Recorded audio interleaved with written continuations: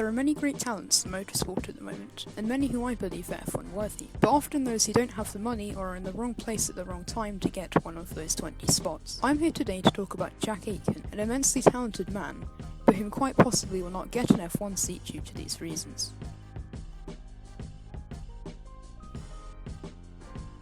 Jack Aitken was born on the 23rd of September 1995 in London, England, to a Scottish father and Korean mother. He began his career at Buckmore Park karting track aged 7 years old, and some highlights of his karting career include finishing first in the Buckmore Park Summer Championship, second in the Rotax Max Junior Series, and second in the BNL Karting Championship of 2011.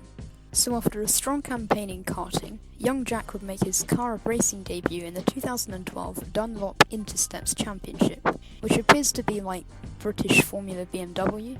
Anyway, racing these motorised coffins, Aitken picked up 2 wins, 2 poles and 13 podiums with the Fortec Motorsports team, finishing 3rd in the series overall. For 2013, Jack would race in the Formula Renault 2.0 Northern European Cup, again for Fortec Motorsports.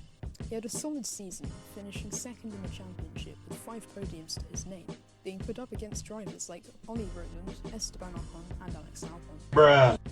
Then came 2014, of which Aitken would race in the Formula Renault Eurocup series, where he finished 7th in the season, picking up a win at the Hungaroring and a double podium at Jerez. He also appeared at the Sonoma round in the Pro Mazda Championship, finishing a strong P4 in the second race. Then there was 2015, which was a really great year for him, racing full-time in the Formula Renault Eurocup, Formula Renault 2.0 Alps Series, and the Pro Mazda Winterfest, of which he won the title in everything. In all 3 series, Jack picked up 8 pole positions, 12 wins, and 14 podiums, and he was racing against some serious competition, such as Jehan Daruvala, Antoine Hubert, and the Lord himself, Mahavir Raghunathan. By this point, he surely couldn't be ignored by an F1 team. And funnily enough, he wasn't. In February 2016, it was announced that Jack Aitken would join the new Renault F1 Team Academy. Jack would race full-time in the GP3 series this year, finishing 5th overall with Arden International.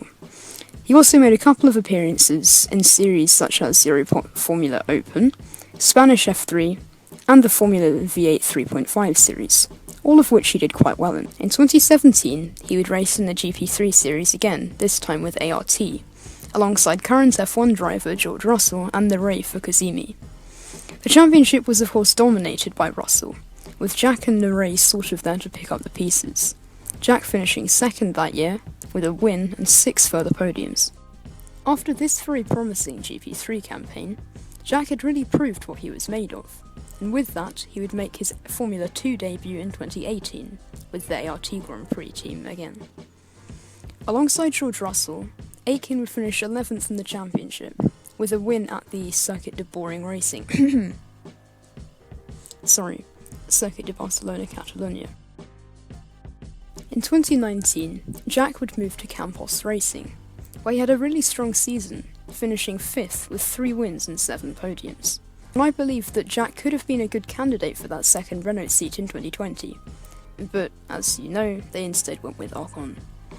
Just before the beginning of the 2020 Formula 2 pre-season testing in Bahrain, Aitken announced that he'd be leaving the Renault Academy, and the very next day he announced how he'd be joining the Williams Academy instead, alongside 2-time Macau Grand Prix winner and professional temper tantrumist Dan Ticktum. I'm just starting to get bored of the level of bad luck I've had. I'm really effing bored of it.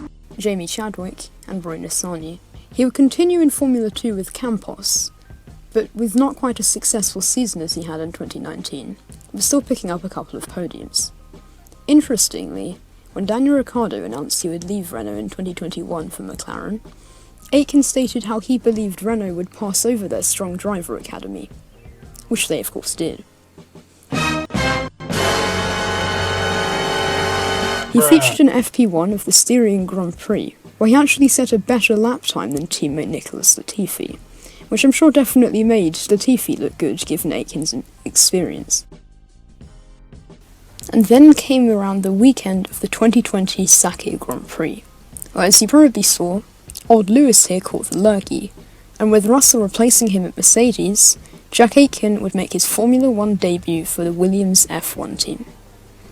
Of course, driving the abysmal machine that is the FW14, and being a rookie, he wasn't expected to do that well in the weekend, but in qualifying, he was only a 10th off his teammates, out-qualifying Kimi Raikkonen and other rookie Pietro Fittipaldi.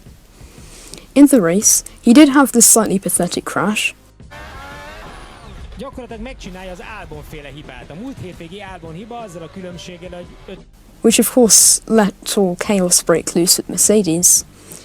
So Valtteri, I think we have the hard tyres, the tyres you were on, you have them back on the car. Why?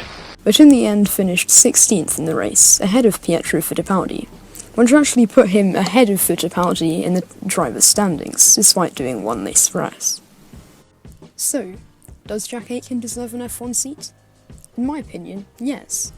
I think that if George Russell moves to Mercedes in 2022, Aitken could be eligible for that Williams seat, unless Williams pull at Williams and put Roy Nissany in the Williams because Williams need money, which is exactly why this man has ended up on the F1 grid. What do you think? Let me know in the comments. I'd really appreciate if you could like and subscribe to this new channel, as I'm trying to grow. That's of course only if you want to. Have a nice rest of your day, and I'll see you later.